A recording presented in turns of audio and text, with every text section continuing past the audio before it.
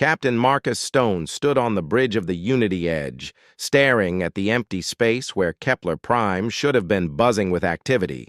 The research station hung in the darkness like a dead whale, its lights flickering weakly against the void. No ships, no communication, no signs of the 300 scientists who had been working there just 2 weeks ago.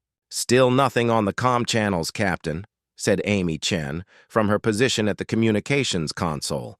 Her young face showed worry lines that had not been there when they left Earth 3 months ago. "The automated distress beacon is still transmitting, but no human voices."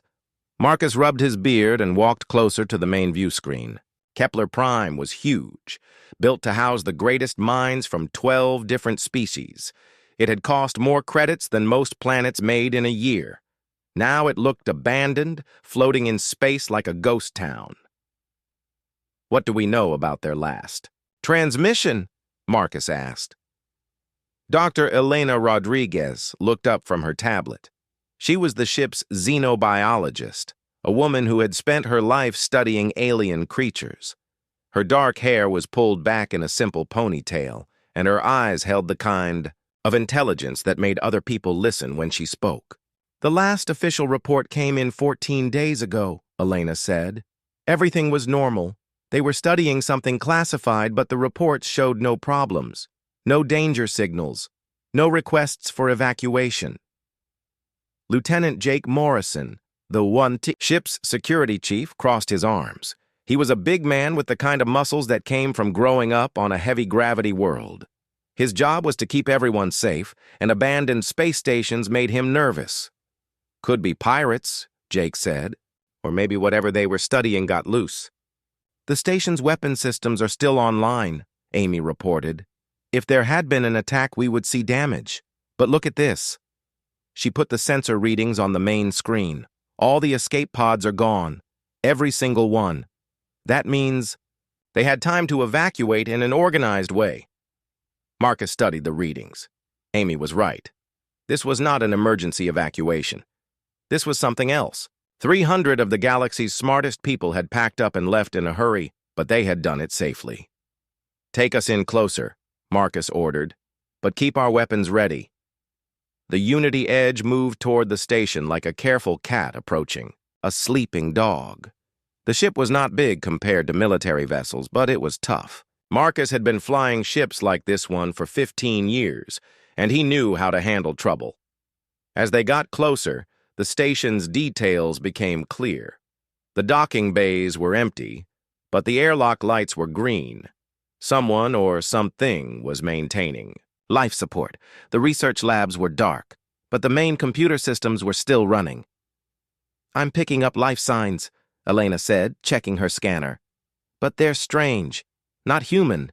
Not any of the known species that were working here." Jake's hand moved to his weapon. "How many?" 3, maybe 4. They're in the lower levels, in what looks like the biocontainment area. Marcus felt a chill run down his spine. Biocontainment was where they kept the dangerous things. The things that could kill you if they got loose. "Could be survivors hiding in a safe area," Amy suggested hopefully. "Or it could be what made everyone else run away," Jake said. Marcus made his decision. "We're going aboard. Elena, you're with me. We need to know what those life signs are. Jake, you and Amy stay here. If we don't report back in 2 hours, you get the ship out of here and call for help." "Captain, I should be the one going with you," Jake protested. "It's my job to handle the dangerous stuff." "Your job is to keep the ship safe," Marcus replied. "If something happens to me and Elena, the ship is your responsibility." 20 minutes later, Marcus and Elena walked through the empty corridors of Kepler Prime. The station felt like a museum after closing time. Everything was clean and organized, but there were no people anywhere. Coffee cups sat half empty on desks. Computer screens still showed the work that had been interrupted.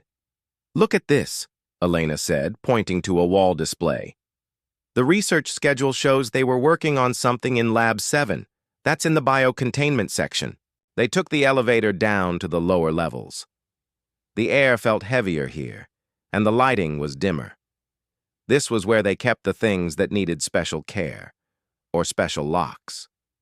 Lab 7 was behind 3 security doors, each one requiring different access codes. But all the doors were open. Someone had left in such a hurry that they had not even locked up behind themselves. The lab was larger than Marcus had expected. It looked more like a small zoo than a research facility. There were observation areas, feeding stations, and what looked like sleeping areas designed for creatures much larger than humans. But the most surprising thing was the sound. It was soft, almost like crying. But it was not human crying. It was something else, something that made Marcus think of lost children calling for their parents. "Over there," Elena whispered, pointing toward the far corner of the lab. In a large enclosure surrounded by energy, barriers, 3 creatures huddled together. They were about the size of large dogs, but they moved like cats. Their skin was dark blue with silver markings, and they had large eyes that seemed too intelligent for animals. But Marcus knew they were not just animals. He had seen pictures of creatures like this before, in classified military files that gave soldiers nightmares. "Elena," he said quietly, "those are Valkyrin young." Elena's face went white. Everyone in the galaxy knew about Valkyrians. They were the apex predators, the monsters that could destroy entire fleets. They were the things that made brave soldiers run away and strong ships turn around. But these 3 were just babies, and they were dying. The young Valkyrians looked up at the humans with eyes full of fear and hunger. They made the crying sound. Again, a sound that reached something deep in Marcus's chest and made him want to help them. "My God," Elena whispered. "They abandoned them. Everyone just left them here to die." Marcus and Elena stood frozen in front of the 3 dying Valkyrin young. The creatures had stopped their crying and were now watching the humans with large, intelligent eyes. One of them, smaller than the others, tried to stand up but fell back, down with a weak whimper. "We need to get back to the ship," Elena said, her voice shaking. "We need to call this in to Galactic Command." But Marcus could not move. He had seen many things in his 15 years of space travel, but he had never seen anything that looked so lost and helpless. These were supposed to be the most dangerous creatures in the galaxy, but right now they just looked like scared children. "Captain," Elena said more firmly, "we have to go. If there are Valkyrin young here, that means an adult might come looking for them. We cannot be here when that happens." Marcus nodded slowly. She was right. Adult Valkyrians were legendary for their power and rage. The military files said that a single adult Valkyrin could destroy a battlecruiser. But as they turned to leave, the smallest young one made a sound that stopped Marcus in his tracks. It was not the crying from before. It was weaker, more desperate. It was the sound something made when it was giving up. "Elena," Marcus said quietly, "how long can they survive without food?" Elena looked back at the creatures. Her training as a xenobiologist was fighting with her survival instincts. "I do not know. But Marcus, we cannot help them. Nobody can help them. That is why everyone left." They walked back through the empty corridors in silence. The station felt even more like a tomb, now that they knew what was hidden in its depths. When they reached the docking bay, Jake and Amy were waiting with worried faces. "What did you find?" Jake asked. "Trouble," Marcus replied. "Get us back to the ship. We need to access the station's records." An hour later, the crew of the Unity Edge sat around the small conference table while Elena played back the final days of research on Kepler Prime. The main view screen showed Dr. Amanda Foster, the station's director, giving her last official report. "Day 43 of the Valkyrin Study Project," Dr. Foster said on the recording. She was a middle-aged woman with gray hair and tired eyes. "The 3 juvenile specimens continue to show signs of distress despite adequate nutrition and medical care. Dr. Ilan of the Zelani Collective believes the subjects are experiencing psychological trauma from separation from their parent." The WAMO recording switched to show Dr. Ilan, a tall alien with blue skin and large black eyes. The Zilani were known throughout the galaxy for their logical minds and scientific approach to everything. The young Valkyrians require more than physical care, Dr. Elan explained in his precise, emotionless voice. Our research indicates they need emotional bonding and social interaction to develop properly. However, none of the research species are willing to provide this care due to safety concerns. Amy paused the recording. They knew the babies needed love and attention, but nobody wanted to get close to them. "Keep playing it," Marcus said. The next recording was from 5 days later. Dr. Foster looked even more tired, and there was fear in her eyes now. "We have detected an adult Valkyrian approaching the system. Long-range sensors show it will arrive in approximately 72 hours. All species representatives are requesting immediate evacuation. The Thaxian Empire has already recalled their military advisors." Jake whistled low. "Even the Thaxians ran. Those guys fight anything that moves." The recording continued.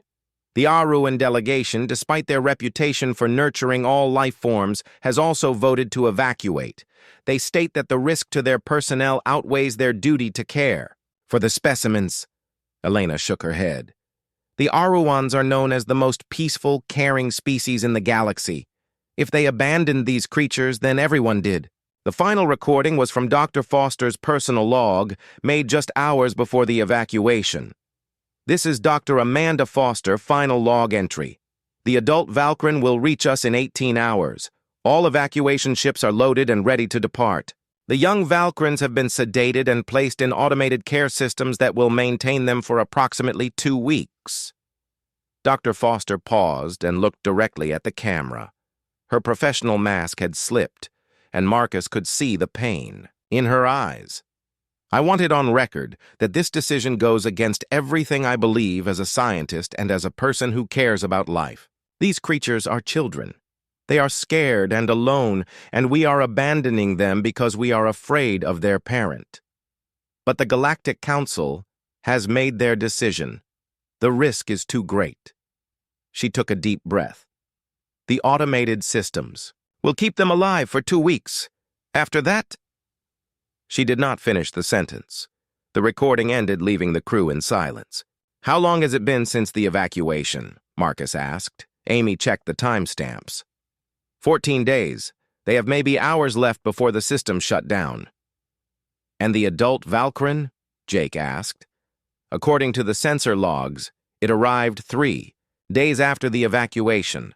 It stayed in the system for a week, then left, probably searching other locations." Marcus stood up and walked to the view screen, which showed the dark station floating in space. Inside that station, 3 young creatures were dying because every intelligent species in the galaxy had decided they were too dangerous to save. "Captain," Elena said carefully. "What are you thinking?" Marcus turned to face his crew. "I am thinking about something my grandfather used to tell me. He said that you can judge a person by how they treat those who cannot help themselves." Jake frowned. "These are not people, Captain. They are Valkyrians. When they grow up, they will be able to destroy planets. Right now, they are just scared children who have been abandoned by everyone who was supposed to care for them," Marcus replied. Amy spoke up from her console. "I am getting a message from Galactic Command. They want to know our status and when we plan to leave the system." "Tell them we are conducting a full investigation and need more time," Marcus ordered. "How much more time?" Amy asked. Marcus looked back at the station. Somewhere inside, 3 young creatures were dying because nobody had the courage to care for them. As much time as it takes. Dr. Elena Rodriguez knelt beside the energy barrier, watching the 3 young Valkyrians with growing concern. The smallest one had not moved in over an hour. Its breathing was shallow, and its silver markings had faded to a dull gray. The other 2 were trying to stay close to their dying sibling, making soft sounds that reminded Elena of human children comforting each other. "The automated feeding system stopped working 6 hours ago," Tom Bradley said from behind her. The ship's engineer, had spent the morning trying to repair the station's life support systems. His hands were dirty from crawling through maintenance tunnels, but his eyes were focused on the creatures. The backup power is failing too. They have maybe 12 hours before everything shuts down.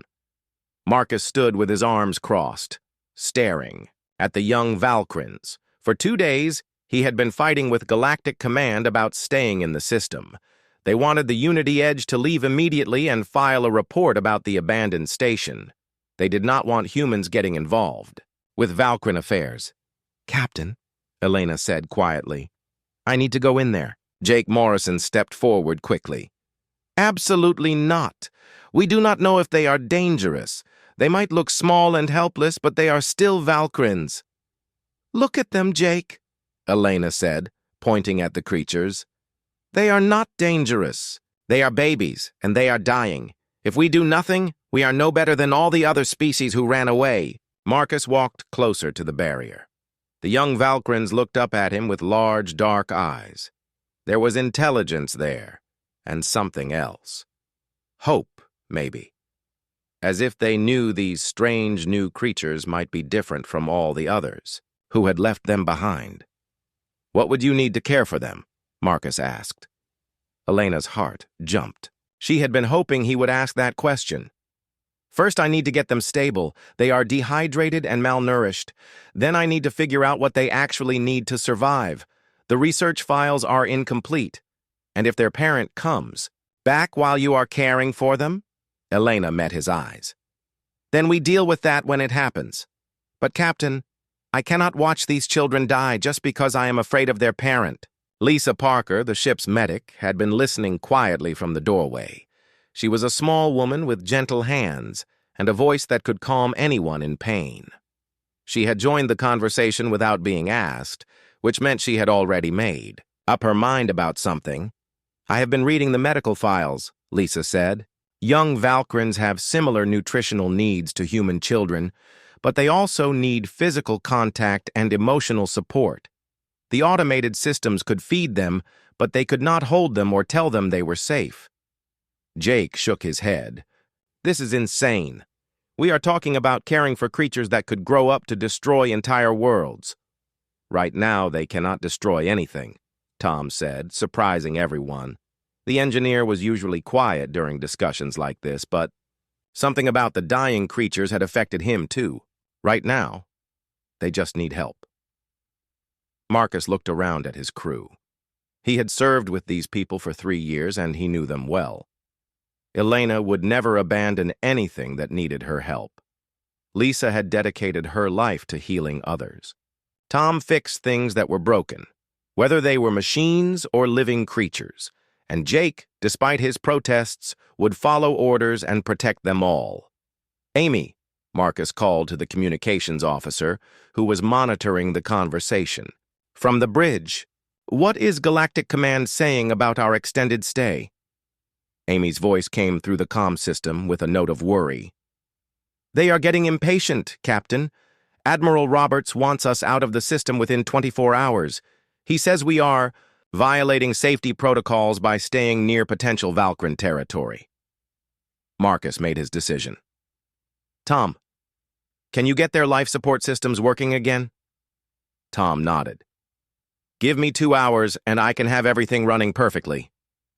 "Elena, can you keep them alive long enough for Tom to fix the systems?" Elena was already moving toward the control panel that managed the energy barriers. "I can try, but I need to get close to them. The barriers have to come down." Jake's hand moved toward his weapon out of habit, then stopped. "Captain, if those things attack Elena, I am shooting first and asking questions later." "Fair enough," Marcus said. "But Jake, remember that they are children. Scared, hungry children. How would you react if a bunch of strangers had been keeping you locked up and then suddenly one of them wanted to help you?" Jake thought about that for a moment. "I would probably be grateful, but I would also be very careful about trusting them." Elena began lowering the energy barriers. The young Valkyrians watched her with careful attention, their large eyes following her every movement. When the barriers disappeared completely, none of them moved toward her. Instead, The two stronger ones positioned themselves protectively around their weaker sibling. Elena moved slowly, talking to them in the same gentle voice she used with all frightened animals. "Hello there. I know you do not know me, but I want to help you. Are you hungry?" The largest of the three creatures, about the size of a big dog, tilted its head and made a soft, chirping sound. Elena smiled and took another step closer. "Lisa," she called softly, "can you prepare a nutrient solution? Something similar to what human children need, but stronger." Lisa was already moving. "I can modify our emergency rations. It will not taste very good, but it will keep them alive."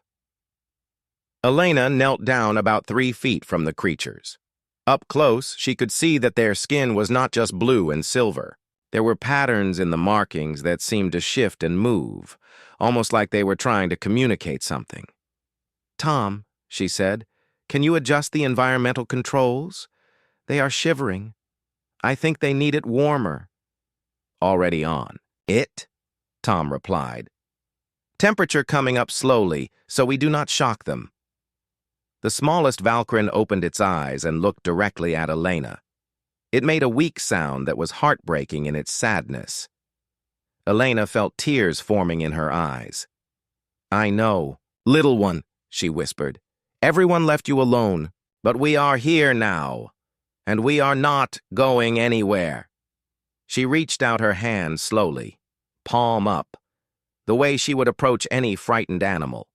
The young Valkyrin sniffed at her hand, then gently touched it with its nose.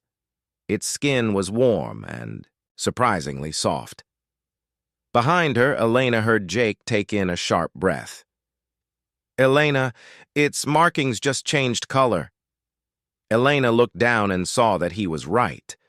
The silver patterns on the creature's skin had brightened, and they seemed to be moving in slow, rhythmic waves. "I think it likes you," Lisa said, arriving with a bottle of nutrient solution. "Its vital signs just improved." Elena carefully picked up the smallest creature. It was heavier than it looked, but it settled into her arms like a tired child. When she offered it the bottle, it drank eagerly, making small, satisfied sounds. "Well," Marcus said, watching his xenobiologist feed a baby apex predator like it was a human infant. "I guess we are in this now.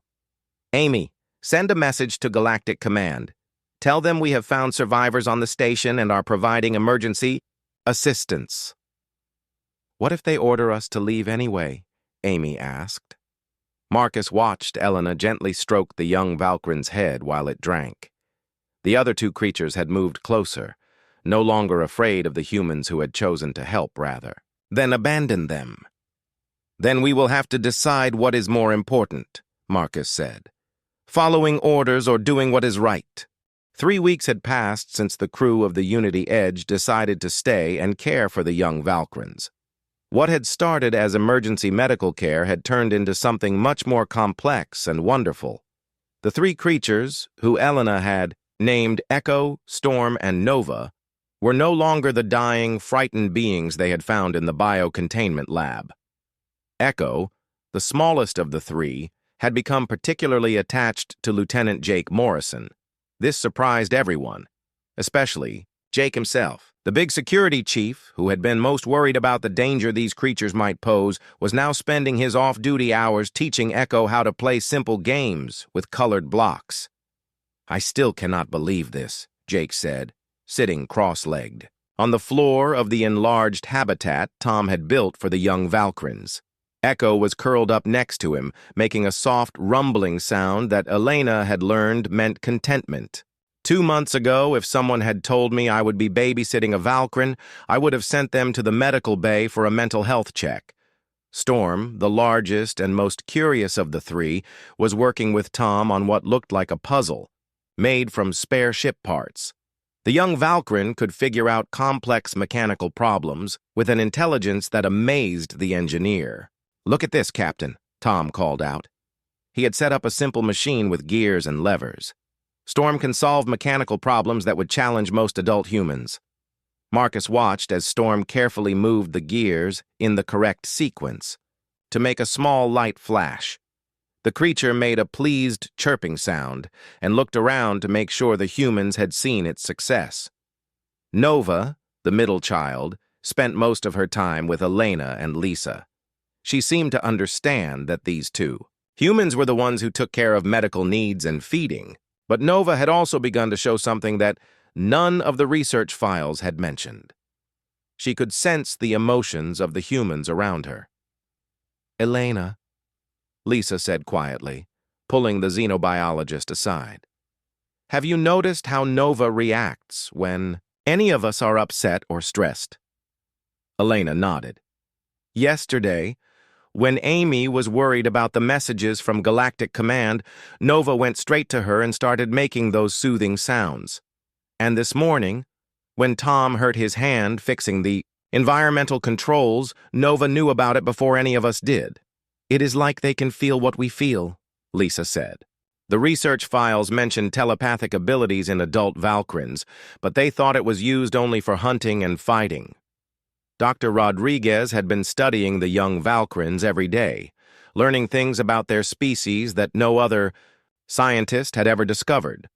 The creatures were not the mindless killing machines that galactic legends described. They were highly intelligent, emotionally complex beings who formed deep bonds with those who cared for them.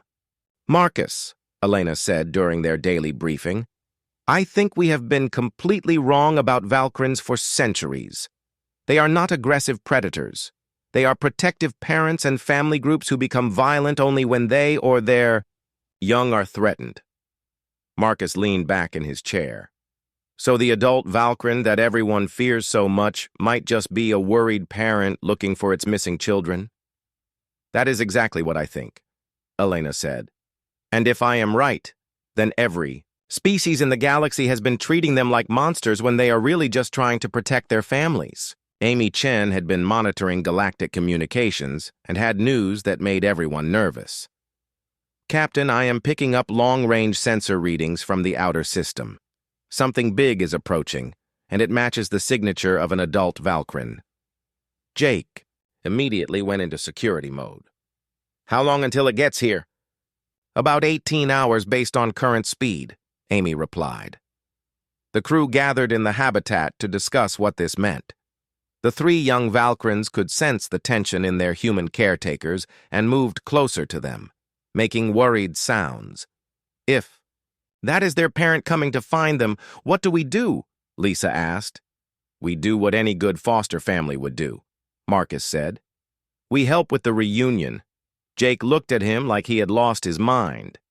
"Captain, that thing could destroy our ship without even trying. Adult Valkyrians are the most dangerous creatures in known space." Echo moved over to Jake and gently touched his hand with her nose. The young Valkyrian's silver markings began to pulse in slow, calming patterns. Jake's tension visibly decreased as he petted Echo's head. "Look at that," Elena said softly. "Echo is trying to calm Jake down. She can sense his fear and is trying to help him feel better." Storm approached Tom and began making a series of clicks and chirps. Tom had been working with Storm for weeks and had begun to understand some of the sounds the young Valkyrian made. "I think Storm is trying to tell us something about the approaching ship," Tom said. "The sounds he is making are different from his usual communication patterns." Nova moved to the center of the group and began making a complex series of sounds that were unlike anything they had heard before. Her markings brightened and began to pulse in rapid patterns. "She is trying to communicate something important," Elena said, "but I do not understand what she is saying." Suddenly, all three young Valkyrians moved to the large viewing window that looked out into space. They pressed against the transparent metal and began making sounds together. It was not the crying or chirping they usually made. It was something deeper, more complex. "They know," Marcus realized. "They know their parent is coming, and they are trying to call to it." Over the next few hours, the young Valkyrians became more and more excited. They ate very little, spending most of their time at the viewing window making their calling sounds. Elena noticed that their markings had changed too. Instead of the soft silver patterns they usually showed, bright gold. Lines were appearing on their skin. The gold markings must appear when they are trying to communicate over long distances, Elena theorized. They are probably telling their parent that they are safe and where to find them. Jake had been thinking about the situation from a security perspective. Captain, what if we are wrong about this? What if the adult Valkyrin does not care about these young ones and just sees us as a threat to eliminate? Marcus watched Echo, Storm, and Nova working together to send their message across the vast distances of space. These creatures had been abandoned by every intelligent species in the galaxy, left to die alone and afraid. But they had never given up hope that their parent would find them. Jake, Marcus said, if we are wrong, then we will face whatever happens together. But if we are right, then we might be about to witness the most important family reunion in galactic history. As the hours passed, the young Valkyrin's excitement grew. They were no longer the sad, abandoned creatures the humans had found dying in the research station. They were children who knew their parent was coming home at last. The adult Valkyrin appeared on their sensors like a mountain moving through space. It was enormous, easily 3 times the size of the Unity Edge, with a hull that seemed to shift and flow like liquid metal. Captain Marcus Stone had seen images of adult Valkyrins in military files, but seeing one in person was completely different. It was beautiful and terrifying at the same time. Captain, Amy Chen said from her communications console, I am getting messages from the Galactic Monitoring Station. Admiral Torres is ordering all ships to retreat to minimum safe distance immediately. How far is minimum safe distance? Marcus asked. 3 star systems away, Amy replied. Jake Morrison laughed despite his nervousness. They want us to run, so far that we would need a telescope to see what happens. The young Valkyrins had not left the viewing window for 6 hours. Echo, Storm, and Nova were pressed against the transparent wall, their golden markings pulsing brighter than ever before. The sounds they were making had changed, too, becoming deeper and more musical. They are singing, Elena Rodriguez realized. They are singing to their parent. Tom Bradley was monitoring the ship's sensors and looked worried. Captain, that thing is putting out energy readings I have never seen before. If it wanted to destroy us, we would not even see it coming. But it is not destroying us, Marcus pointed out. It is moving slowly, almost carefully. If it wanted us dead, we would be dead already. The adult Valkyrin stopped about 1 kilometer, away from the station. It was close enough that they could see details of its hull through the view screen. The surface was covered in the same kind of markings as the young ones, but these were silver and gold and seemed to move like living light. Captain, Amy said urgently, Admiral Torres is on the emergency channel. He wants to speak with you directly. Marcus took the communication at his station. Admiral David Torres appeared on the screen, and he looked furious. Captain Stone, I'm ordering you to evacuate that system immediately. You are endangering not just your crew, but potentially every human colony within 50 light years. Admiral, respectfully, I believe the situation is not what we think it is, Marcus replied. Captain, that is an adult Valkyrin. Those things have destroyed entire fleets. They do not negotiate, they do not communicate, and they do not show mercy. Get your people out of there now. Marcus looked at the 3 young Valkyrins, who were now practically vibrating with excitement. Admiral, what if everything we know about Valkyrins is wrong? Captain Stone, that is an order, not a discussion. Marcus made a decision that would change his life forever. Admiral, I am refusing that order. We have 3 young Valkyrins in our care, and I believe that adult is their parent. I will not abandon these children. The Admiral's face went red with anger.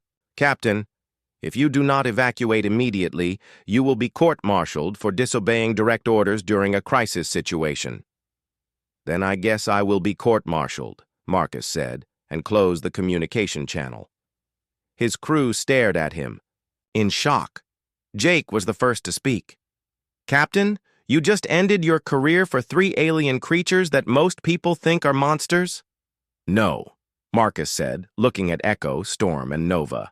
"I just chose to do what was right instead of what was safe." Suddenly, the adult Valkyrin began to move again. But instead of approaching aggressively, it moved with the careful grace of something trying not to frighten anyone. As it got closer, they could see that its hull was scarred and damaged in many places. "Elena," Lisa Parker said quietly, "look at those scars. That creature has been in a lot of fights." Elena studied the damage patterns on the adult's hull. "Those are not battle scars from attacking others. Those are defensive wounds. That Valkyrin has been fighting to protect something." Tom's sensors picked up something new. "Captain, the adult is sending out some kind of signal. It is not aggressive. It is more like..." He paused, trying to find the right words. "It is like a parent calling for their children." The 3 young Valkyrins suddenly stopped their singing and became very still. Their golden markings began to pulse in perfect rhythm with the signals coming from the adult. "They are communicating," Elena breathed. "The parent is asking if they are safe, and the young ones are answering." What happened next surprised everyone.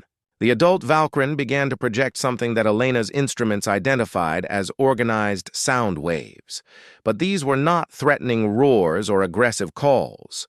They were gentle, musical tones that sounded like the most beautiful singing anyone had ever heard. Echo began to cry.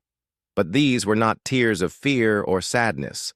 The young Valkyrin was overwhelmed with joy. Storm and Nova joined in, and soon, all 3 were making happy sounds while their markings blazed with golden light. "The parent is telling them that it missed them and that it has been searching everywhere," Elena said, tears in her own eyes. "And they are telling it about the humans who took care of them." The adult Valkyrin's song changed, becoming more complex. Elena's translation equipment was picking up emotional patterns that seemed directed at the humans. "I think it is thanking us," she said in wonder.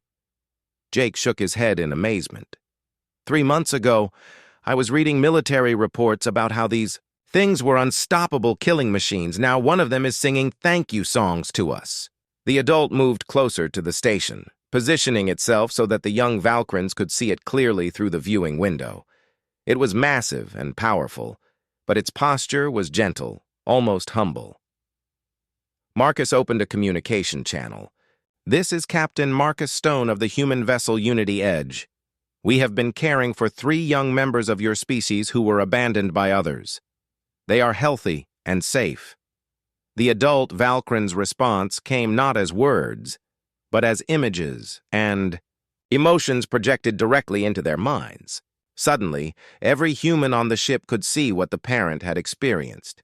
They saw the adult searching through empty star systems, following faint trails and old sensor readings.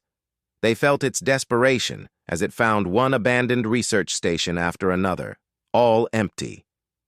They experienced its grief when it thought its children were lost forever. And then they felt its overwhelming gratitude toward the humans who had chosen to care for its young when every other species had run away. "My God," Lisa whispered. "It has been searching for months. It never gave up hope."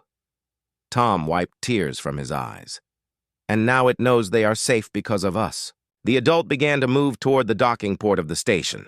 Marcus realized what was happening. "It wants to come aboard," he said. "It wants to see its children." Jake's training kicked in. "Captain, we cannot let something that large onto the station. The structure might not handle the weight, and we have no idea if it will fit through the airlocks." But Elena was watching the adult's movements. "Look how carefully it is moving. It knows exactly how much the station can handle. It is being very careful not to damage anything." The adult Valkyrin positioned itself at the docking port and began to change. Its massive form started to compress and reshape itself, becoming smaller and more compact. "It can change its size," Elena said in amazement. "Adult Valkyrins can alter their physical structure." Within minutes, the creature had reduced itself to a size that could fit through the station's corridors, though it was still much larger than its offspring. Marcus made another decision that would define the rest of his life. Open the docking port. Let the parent come home to its children. The reunion between the adult Valkyrian and its three young was unlike anything the humans had ever witnessed. The moment the parent entered the habitat, Echo, Storm, and Nova rushed to it with cries of pure joy. The adult, who Elena had started, thinking of as Titan, wrapped its children in what could only be described as the most gentle embrace imaginable. Captain Marcus Stone watched from the doorway as the family that had been separated for months was finally together again. Titans. Markings had shifted from silver and gold to soft blue patterns that pulsed in perfect harmony with the golden lights of its offspring. "Elena," Marcus said quietly, "are you getting any readings on their communication?" Dr. Elena Rodriguez was monitoring the emotional and telepathic signals with her equipment. "Captain, what I am seeing is incredible. They are not just talking to each other. They are sharing memories, emotions, experiences. The young ones are showing their parent everything that happened to them, including how we cared for them." Jake Morrison stood next to Elena, no longer the worried security chief who had feared these creatures. Over the past months, Echo had become like a daughter to him, and seeing her reunited with her real parent filled him with a mixture of joy and sadness. "Will they leave now?" Jake asked. "Now that they are together again?"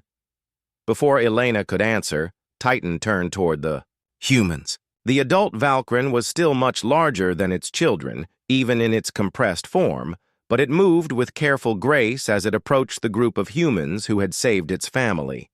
What happened next would be talked about in every corner of the galaxy for generations to come.